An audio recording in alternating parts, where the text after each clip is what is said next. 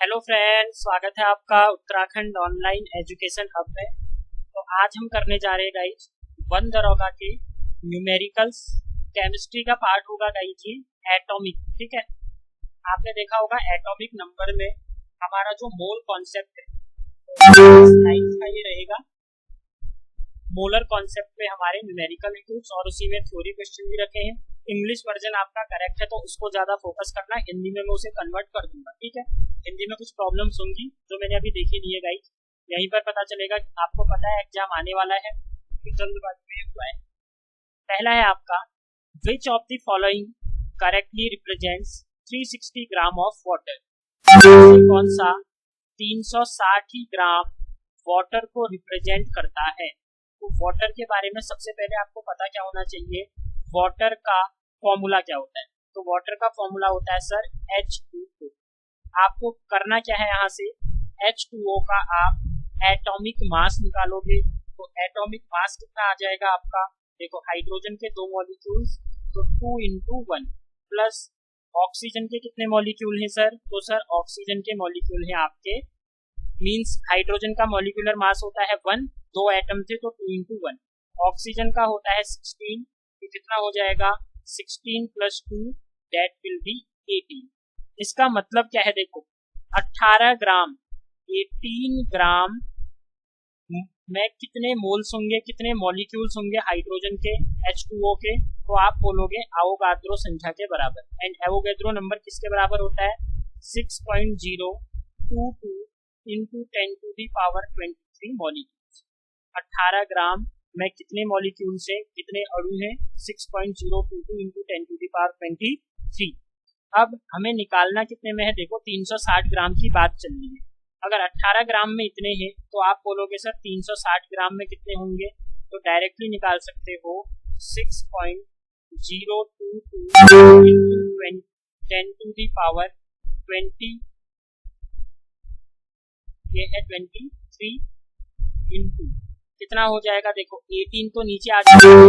18 ग्राम है तो 1 ग्राम में कितने मॉलिक्यूल्स होंगे वो निकालने के लिए 6.022/18 कितने में निकालना है सर, 360 ग्राम में निकालना है। तो गुणा क्या हो जाएगा 360, 18 दूना 36 20 आ जाएगा। तो इसकी गुणा 2 से कर दोगे, 2 छक्का 12 मीन्स 1.2044। ये जो 0 बचा हुआ है ये 23 के साथ आ जाएगा, गुणा 10 की घात कितना हो जाएगा 24। अब ये 6 × 2 = 12 होगा ना। अच्छा मैंने एक पॉइंट इधर लगा दिया है, नहीं तो ये 12.044 होता, तो एक और बढ़ जाएगा और ये बना देगा 10⁻25। तो एक ऑप्शन तो हो गया आपका ऑप्शन नंबर 4। याद रखो जो भी बता रहा हूँ इसी टाइप से आपके एनसीईआरटी के भी न्यूमेरिकल हैं, तो वैसे ही आपको ये करने हैं। अब साथ में क्या देखो, ये तो अणुओं की संख्या हो गई। अगर हम मोल्स की बात करें तो मोल्स कितना होगा सर, मोल्स निकालने के लिए क्या करोगे, देखो 18 ग्राम में कितने मोल होंगे, तो आप बोलोगे 1 मोल होगा। अब मैं आपसे पूछूंगा 1 ग्राम में कितने मोल हैं बता दो, तो आप बोलोगे सर 1 ग्राम में 1/18 मोल हो जाएंगे। हमें कितने ग्राम में मोलों की संख्या बतानी है, तो मोलों की संख्या 360 ग्राम में बतानी है। तो 360 ग्राम बराबर हो जाएगा 1/18 गुणा 360, 18 दूना 36 0 कितने आ जाएंगे 20 मोल। तो ऑप्शन नंबर दूसरा भी सही है, ऑप्शन नंबर डी आपका क्या हो जाएगा करेक्ट। अब मैं आपको एक फॉर्मूला बता रहा हूँ, इस फॉर्मूले से भी आप डायरेक्टली निकाल सकते हो। कभी भी आपसे नंबर ऑफ मोल्स अगर पूछा है, क्या पूछा है, नंबर ऑफ मोल्स पूछा गया है, तो आप सिंपल फॉर्मूला लगा दो, गिवन मास मतलब जितना द्रव्यमान आपको दिया गया है अपॉन एटॉमिक मास मतलब उसका परमाणु द्रव्यमान। और परमाणु द्रव्यमान तो आप निकाल ही सकते हो ना, H2O था, हाइड्रोजन का 2 × 1, ऑक्सीजन 16 था, तो 16 + 2 कितना हो जाएगा 18 हो जाएगा। गिवन मास अपॉन एटॉमिक मास ये आपका बना देना है। अब देखो इसी फॉर्मूले से करके देख लेते हैं। गिवन मास, मास कितना दिया है, आप बोलोगे सर 360 ग्राम, तो ये हो गया 360। एटॉमिक मास कितना है H2O का, देखोगे तो H2O का कितना आया है 18, तो ये हो गया 18, सिंपल आ गया 20 आंसर आ जाएगा। अगर सर इसी फॉर्मूले में इसी क्वेश्चन में हमसे पूछता नंबर ऑफ मॉलिक्यूल्स बताओ, देखो मोल्स अलग है और अगर मॉलिक्यूल पूछा गया है तो मॉलिक्यूल का फॉर्मूला क्या होता है ये भी लिख लो। मॉलिक्यूल हो जाएगा गिवन मास अपॉन एटॉमिक मास, पूरा का पूरा सेम होगा जैसे ऊपर है ना, यही पूरा आएगा, लेकिन इसमें आवोगाद्रो संख्या से गुणा हो जाएगी। और आवोगाद्रो नंबर क्या होता है आपका 6.022 इंटू 10⁻25 पूरा। इससे कुछ भी क्वेश्चन बनेगा आपका, वो नंबर ऑफ मोल दे देगा, एटॉमिक मास दे देगा, बोलेगा आप बताओ कितने द्रव्यमान है इसका, या आपको गिवन मास दे देगा, नंबर ऑफ मोल्स दे देगा, बोलेगा कि बता दो एटॉमिक मास है। इस फॉर्मूले को कर लो, पूरा का पूरा आपका क्लियर हो जाएगा। चलो अगले क्वेश्चन पर चलते हैं।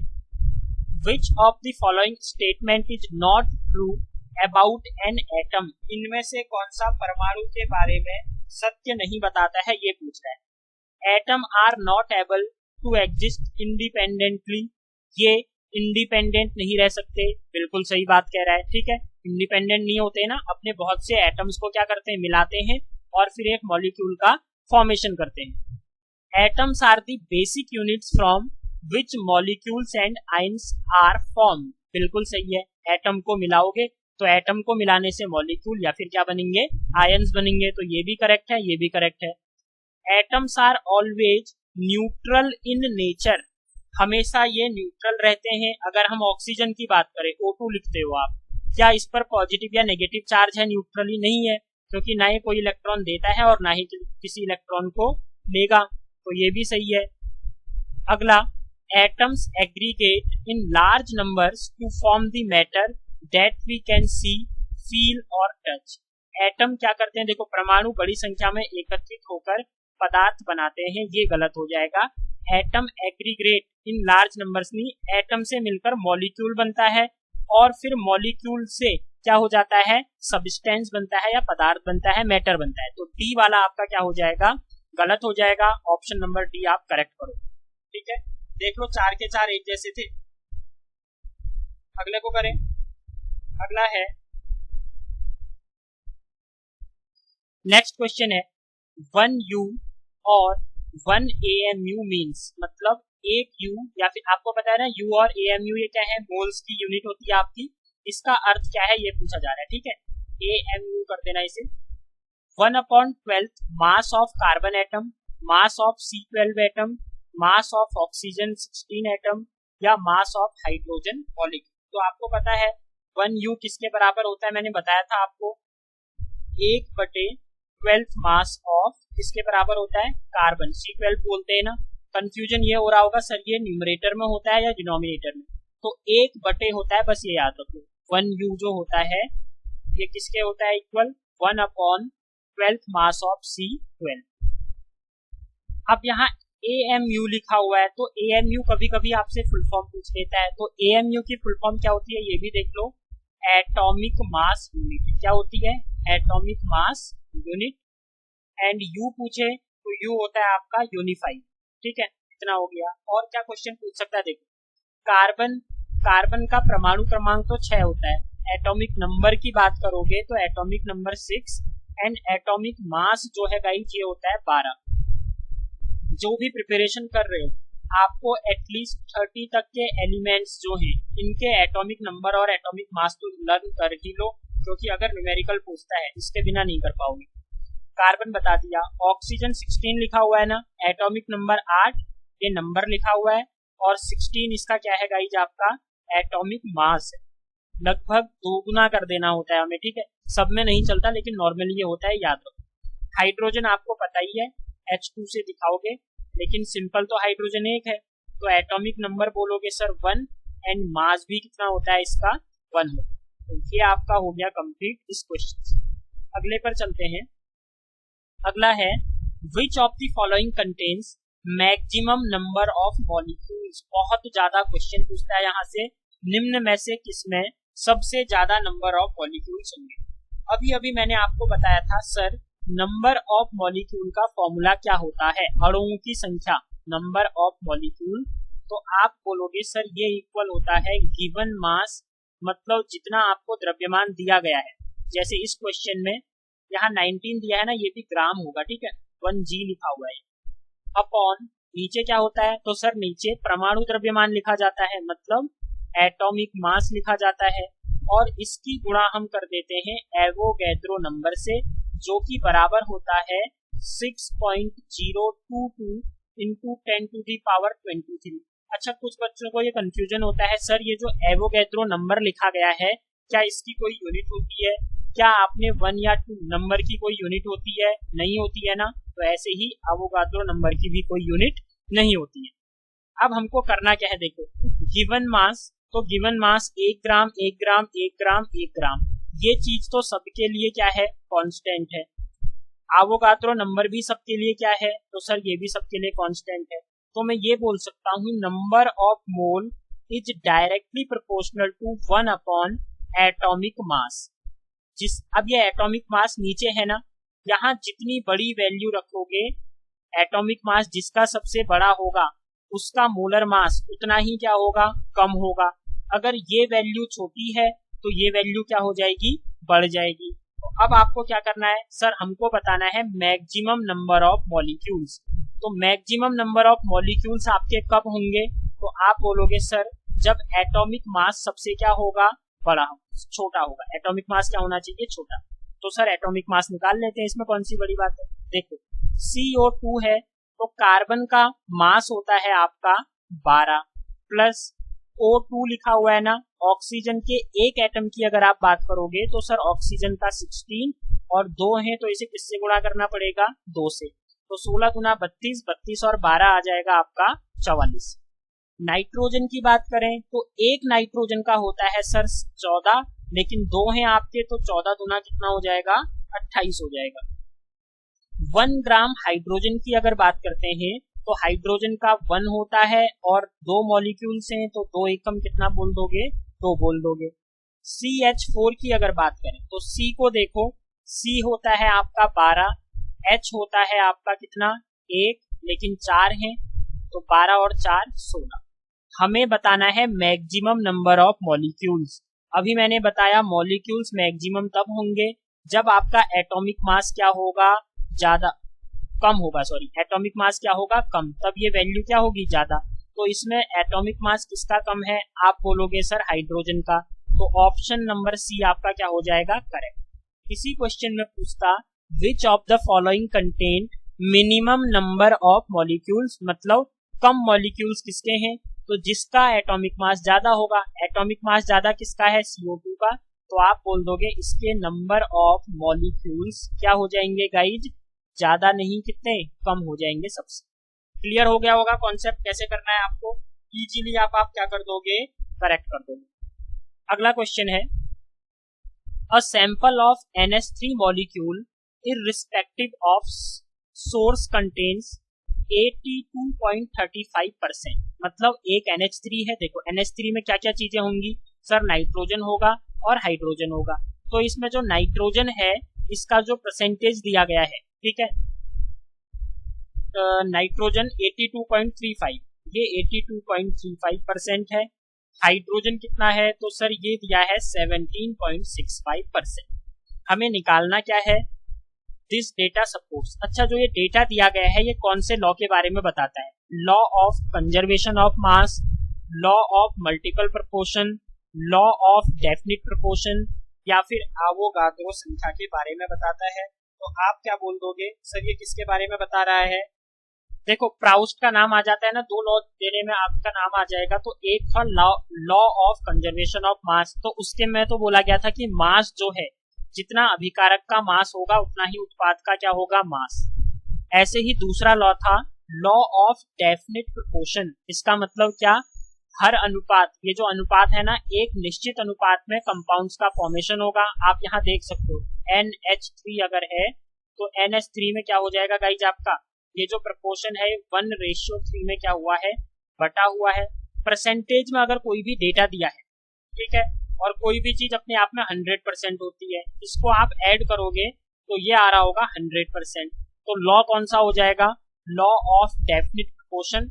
ऑप्शन नंबर सी आपका क्या है, करेक्ट है। हिंदी में इसे कहा जाता है स्थिर अनुपात का नियम या फिर निश्चित अनुपात का नियम। यहाँ कानून जहां लिखा हुआ है लॉ का, तो ये नियम है, ठीक है। अगर पूछे द्रव्यमान संरक्षण का है? नहीं, द्रव्यमान संरक्षण में द्रव्य की बात की जाती है और डेफिनिट प्रोपोर्शन में किसकी बात की जाती है? इनके अनुपात के बारे में बात की जाती है। अगला है an element X is divalent and another element Y is tetravalent, the compound formed by these two elements will be. Simple question होते हैं। देखो, दो लोगों के बारे में बात कर रहा, एक है एक्स और एक है वाई। डाइवैलेंट का मतलब क्या है सर? डाइवैलेंट का मतलब है द्विसंयोजी, मतलब इसकी संयोजकता या इसकी एटॉमिसिटी कितनी है, तो जितनी आपकी संयोजकता है उसे उसके नीचे लिख डालो। वाई है आपका टेट्रावैलेंट, चतुष संयोजक, मतलब इसकी एटॉमिसिटी कितनी है सर? इसकी एटॉमिसिटी 4 है। तो आपको क्या कर देना है, अगर ये कट रहा है तो इसे काट दो, 2 1 जा 2, 2 2 जा क्या हो जाएगा 4। अब ध्यान देना, जब कंपाउंड बनता है तो ये इनवर्स में चले जाते हैं, मतलब क्रॉस प्रोडक्ट में। तो x के साथ चला जाएगा 2, x के साथ आ गया 2, y के साथ चला जाएगा 1, तो x2y ये क्या बन जाएगा? आपका आंसर हो जाएगा x2y। ऑप्शन नंबर सी आपका क्या हो जाएगा? करेक्ट आंसर हो जाएगा। ऐसे ही जो CO2 बनता है ना आपका, देखो कैसे बनता है। CO2 बना कैसा हो? कार्बन और ऑक्सीजन ने आपस में रिएक्शन की। सर एक कार्बन था और दूसरा क्या था आपका? ऑक्सीजन। कार्बन के अगर आप देखोगे तो कार्बन की किसकी बात, संयोजकता की बात करोगे तो कार्बन की संयोजकता कितनी होती है? देखो 6 होता है ना, C6 होता है, तो पहले में 2 होंगे तो दूसरे वाले में कितने होंगे? 4 हो जाएंगे। ऑक्सीजन की बात करोगे तो सर ऑक्सीजन का एटॉमिक नंबर होता है आपका 8 ऑक्सीजन। अब इसको कक्षाओं में लिखोगे तो पहले में 2 होगा और उसके बाद अगली कक्षा में 6 इलेक्ट्रॉन होंगे। अब ये 6 इलेक्ट्रॉन तो देगा नहीं ना, ये 1 इलेक्ट्रॉन ले लेता है, तो इसकी +4 हो जाएगी और इसकी कितनी हो जाएगी?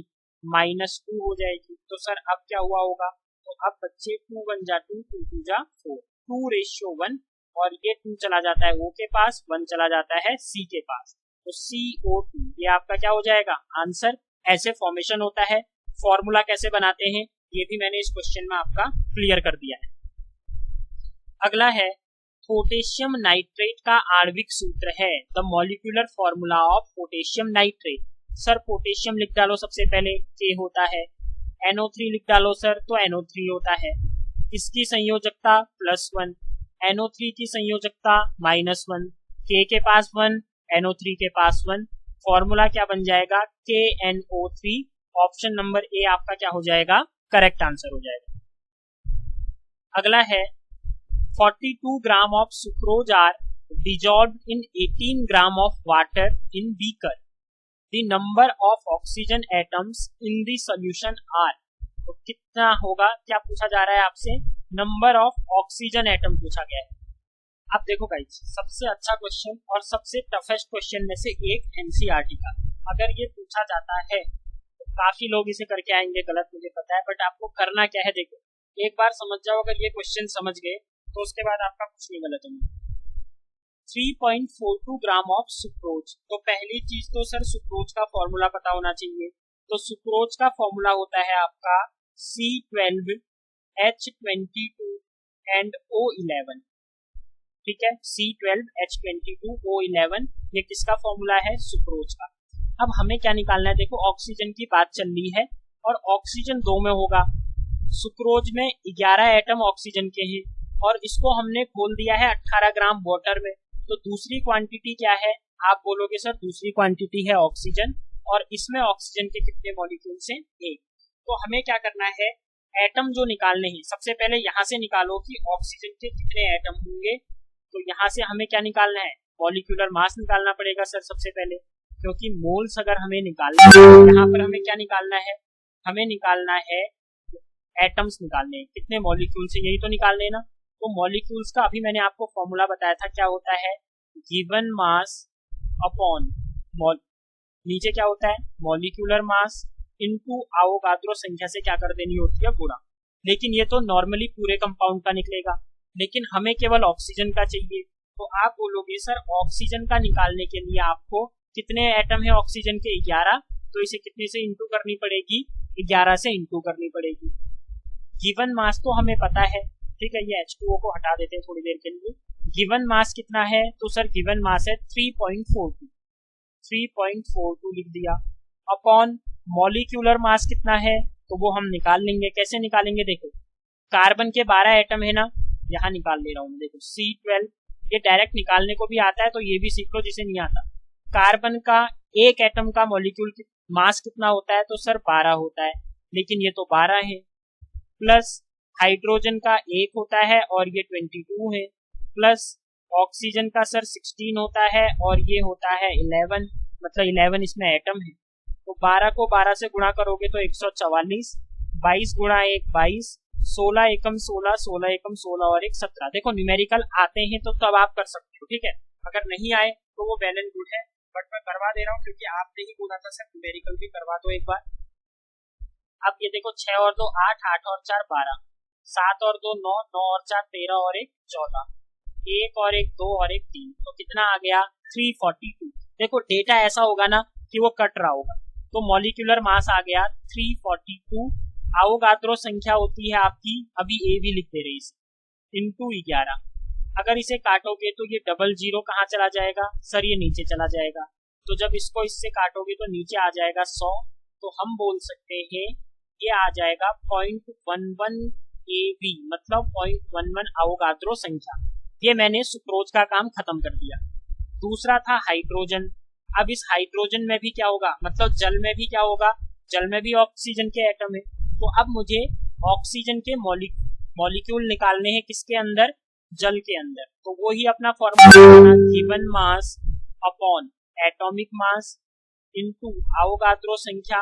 लेकिन सर हमें किसमें निकालना है, वाटर में, और वाटर में ऑक्सीजन के कितने एटम हैं, आप बोलोगे सर 1 एटम है, तो 1 से क्या कर दोगे, गुणा। अगर हाइड्रोजन निकालना होता तो 2 से गुणा करते। गिवन मास कितना है, तो हमने 18 ग्राम जल में करा है, ठीक हो गया। तो आप बोलोगे सर इसको 18 कर दो अपॉन एटॉमिक मास कितना है सर, तो एटॉमिक मास हम निकाल लेते हैं, हाइड्रोजन 1 गुणा 2, ऑक्सीजन कितना है सर, तो ऑक्सीजन है 16, 16 और 2 18, तो नीचे भी आ गया 18। आवोगाद्रो को अभी ए भी लिख दो, गुणा 1, 18 से 18 कैंसिल, तो इसकी वैल्यू आ गई ए बी। टोटल कितने हैं, तो अब आप बोलोगे सर टोटल ऑक्सीजन मॉलिक्यूल जो आ गए हैं आपके, वो आ गए हैं 0.11, तो हमारे ऊपर सुक्रोज में है और 1 हमारा किस में है, नीचे पानी में है। तो टोटल 1.11 गुणा आवोगाद्रो संख्या, और अब इसकी वैल्यू रख सकते हो 1.11 into 6.022 into 10 to the power 23। जब आप गुणा करोगे तो आपका आंसर किसके इक्वल आ जाएगा, 6.68 इंटू 10 टू दी पावर 23। तो ऑप्शन नंबर ए आपका क्या हो जाएगा इसका करेक्ट। अच्छा क्वेश्चन था, इससे रिलेटेड, ये सबसे टफेस्ट है, इससे छोटा ही पूछेगा आपसे, ठीक है। बट आपको पता है मल्टीपल टर्म्स में आपका होना है, मतलब 6 में होना है। अगर टफ बनता है बाई चांस, अगर न्यूमेरिकल आते हैं तो तब इस टाइप के, क्योंकि बनेंगे कहाँ से, एनसीईआरटी से। और एनसीईआरटी आपके ये क्वेश्चन जो है मैं एज इट इज लाया हूँ, ये नहीं कि कहीं से टफ बना दिया है, ये कर दी। अगला है molecular mass is defined as. जो मॉलिक्यूलर मास होता है वो किससे डिफाइंड किया जाता है, ये पूछो। तो आंसर दे दो, क्या हो गया, देखो मास of one molecule of any substance compared with the mass of one atom of C12।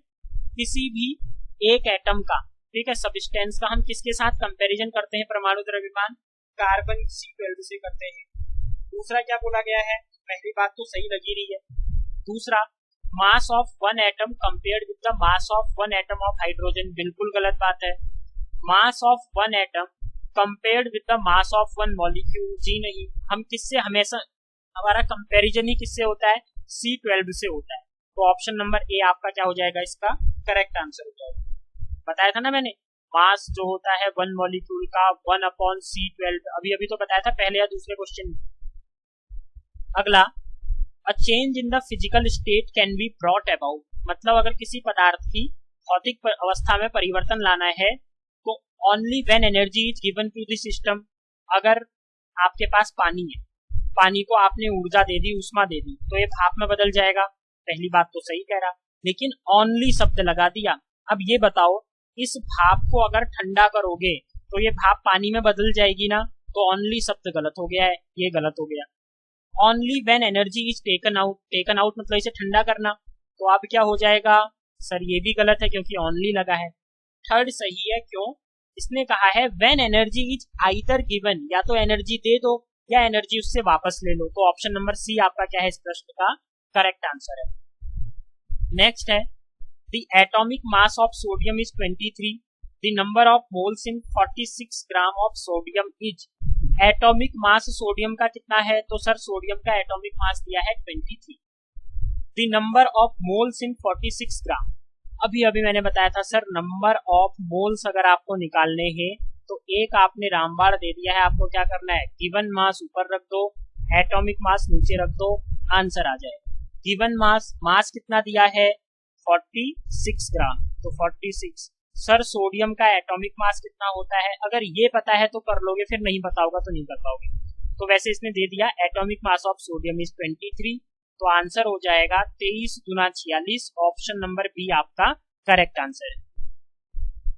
Next है which of the following represents a correct chemical formula.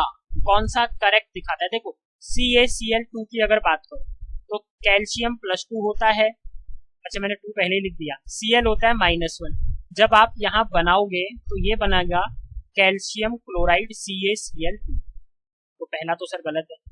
BiPO4 PiPO4 -2 Bi, हाँ तो B दूसरा सही लग रहा, लेकिन एक बार चेक कर लो NaSO4 कैसे लिखा जाएगा सर, ये NaSO4, SO4 की संयोजकता -2, सोडियम की +1, तो फॉर्मूला क्या बनेगा, क्रॉस करते हैं ना हम लोग, Na2 और साथ में SO4। आई थिंक 9th-10th की आप केमिस्ट्री याद आने लगी होगी, इतना बेसिक से बता रहा हूँ। NaS को भी देख लेते हैं, तो ये क्या बनाएगा, सल्फर +2 दिखाता है ना, तो Na2S होना चाहिए ये। लो भैया सारे के सारे हमने कर लिए, तो बी ऑप्शन क्या है आपका correct answer. Next, what is the formula mass unit of zinc oxide, तो जिंक ऑक्साइड का मास दूसरा है सूत्र द्रव्यमान। तो सर जिंक का हमें तो मॉलिक्यूलर मास ही नहीं पता, अब पेपर क्लियर करना है तो पता करना पड़ेगा, ठीक है। देखो जिंक जो वैसे है आपका 30 होता है ना, एटॉमिक नंबर इसका 30 होता है, एटॉमिक नंबर है 30, और एटॉमिक मास अगर पूछे तो एटॉमिक मास 65 होता है, तो हम सिंपल 65 रखेंगे, तो ये हो गया 65। सर ऑक्सीजन का, तो ऑक्सीजन तो याद होना चाहिए, जिंक नहीं भी है तो ऑक्सीजन होता है गाइज आपका 16, तो दोनों को जोड़ दो, 6 और 5 11, 6 और 1 7, 7 और 1 कितना हो जाएगा 8, तो 81U आपका क्या हो जाएगा करेक्ट आंसर हो जाएगा। अगला क्वेश्चन है how many atoms of oxygen are present in 300 gram of CaCO3। CaCO3 की बात कर रहा है। सर नंबर ऑफ मॉलिक्यूल्स निकालते कैसे हैं, तो बच्चे नंबर ऑफ मॉलिक्यूल्स निकालने के लिए किया जाता है, एक ही फॉर्मूला है गिवन मास अपॉन, नीचे क्या होता है एटॉमिक मास इनटू आवोगाद्रो संख्या से इनटू कर दी जाती है। अब हमसे पूरे CaCO3 की बात नहीं कर रहा है, हमसे उसने केवल बोला 300 ग्राम ऑफ CaCO3 में कितने ऑक्सीजन के एटम हैं, तो सर इसमें ऑक्सीजन कितना है, लिखो आप CaCO3 में ऑक्सीजन के तो 3 ही है, तो कितने से गुणा करना पड़ेगा और 3 से क्या करना पड़ेगा इनटू करना पड़ेगा, इतने में तो कुछ नहीं है ना। देखो जैसे हमने ऊपर निकाला था, कहाँ गया क्वेश्चन, ऊपर आया था ये, जब हम यहाँ देख रहे थे ऑक्सीजन के 11 एटम थे तो मैंने 11 से इनटू की, H2O में एटम था तो मैंने किससे इनटू की 1 से इनटू की थी, लिखी थी ना। तो सिंपल यहाँ पर भी सेम कॉन्सेप्ट लगाओगे, हमसे क्या पूछा गया है 3, क्योंकि कैल्शियम कार्बोनेट में ऑक्सीजन के कितने एटम हैं 3 एटम। अब आप जल्दी से वीडियो को पॉज करके खुद करने की ट्राई करो सबसे पहले। अब देखो सर गिवन मास कितना है, तो गिवन मास दिया है 300 ग्राम, तो हमने यहाँ लिख दिया 300। सर एटॉमिक मास कितना है, तो एटॉमिक मास निकालते कैसे हैं, कैल्शियम का एटॉमिक मास कितना है, कैल्शियम का एटॉमिक मास होता है आपका, देखो नंबर होता है 20, तो 20 का दूना ये हो जाएगा आपका 40। कार्बन की बात करोगे तो 12 हो जाएगा, ऑक्सीजन की बात करोगे तो सर 16 गुणा कितना 3, 16 3 48, 48 और 12 कितना हो गया, तो 48 और 12 होता है आपका 60, 60 और 40 100 हो जाएगा, तो ये नीचे आ गया 100 गुणा AB होता है sir 6.022 into 10 to the power 23 into 3 है तो 3 से मल्टीप्लाई। ये तो इजी हो गया। 100 को 3 से 300 बटे 100 3, 3 तिया 9, 9 दूना 18, 9 दूना 18, 9 छक 54। तो ये आ गया 54.188 गुणा 10 की घात 23। ऑप्शन नंबर ए आपका क्या है? करेक्ट। कुछ भी नहीं है, देखो आप खुद देख रहे होगे, एक लाइन का आंसर है, क्योंकि आप जब एग्जाम में करोगे ना आप ये चीज लिखोगे, ये चीज आप रफ में करके एक लाइन में आंसर आना है। और जो सोच रहे हो अगर आता भी है ना, सिंपल भी बनेगा तो क्या बन जाएगा, देखो वो बोलेगा आपसे कैल्शियम कार्बोनेट का एटॉमिक मास बता दो, परमाणु द्रव्यमान। ये तो बच्चों वाला क्वेश्चन है ना, तो उसके लिए भी आपको इस कैल्शियम की क्या याद करनी पड़ेगी, इसकी आपको परमाणु द्रव्यमान फिर भी याद करना है। तो जिसने नहीं किया है एक बार टेबल याद कर लो, जिसके पास नहीं है व्हाट्सएप पे मेरे से मांग लो कि सर एक बार पीरियोडिक टेबल करवा दो, वो मैं करवा दूंगा या सेंड कर दूंगा आपको। अगला है which of the following represents the correct relation between Avogadro number of particle n and moles n। कौन सा सही रिप्रेजेंटेशन दिखा रहा है ये बोल रहा है। तो मैंने आपको बताया था ना, कणों की संख्या n मान लो, चलो small n, number of moles molecules, ये होता है गिवन मास। ठीक है, क्या होता है? Given mass. और क्या दिया है हमें? रिलेशन बताना है आवोगाद्रो नंबर का और नंबर ऑफ पार्टिकल्स को इसमें कैपिटल एन से दिखाया है। तो number of particles capital N और नंबर ऑफ मोल्स, तो आप क्या करोगे, देखो n अपॉन n नॉट अगर आप डिवाइड कर देते हो, सर n नॉट क्या है? आवोगाद्रो नंबर से अगर आप डिवाइड कर दे रहे हो नंबर ऑफ पार्टिकल को, तो तब आपका क्या निकल आता है? तब आपके मोल्स निकल आते हैं। और मोल्स किससे दिया गया है? n से। अभी तो फॉर्मूला बताया था ना, number of moles equal to given upon क्या होता है आपका? एटॉमिक। तो सेम है, गिवन क्या होगा आपको? जितने अणु दिए होंगे, कितने अणु दिए हैं? तो सर n अणु दिए हैं। यहाँ तो नीचे हमेशा क्या आएगा? अवोगाद्रो संख्या आ जाएगी, तो इसे n नॉट दिखा दिया। ऐसा ऑप्शन दिख रहा है हमें, ऑप्शन नंबर सी। तो ये हो गया गाइज आपका n। अच्छा, यहाँ तो n इंटू एन नॉट दिया ना, n upon N naught. Option number A आपका क्या है? करेक्ट। तो ये थे 15 क्वेश्चन। अब इससे रिलेटेड देखो, मैंने सारे टाइप करवाने की जस्ट प्रैक्टिस की है। अब ऐसा नहीं कि आपसे यही पूछते, आपको वो टाइप यही दे देगा, आपको मास दे देगा, और यहाँ CaCO3 की जगह हो सकता है FeSO4 दे दे या H2O दे दे, ये चीजें बदल सकती है। यहाँ पर आपको ZNO दिया है, हो सकता है वो क्या दे दे आपको? CaO दे दे, हो सकता है Fe2SO4 दे दे। तो कैसे क्वेश्चंस को करना है जस्ट मैंने ये आपको बताया। एक बार इजीली प्रैक्टिस कर लो, क्योंकि मैंने इजी समझाया है। ठीक है, कोई ये नहीं कि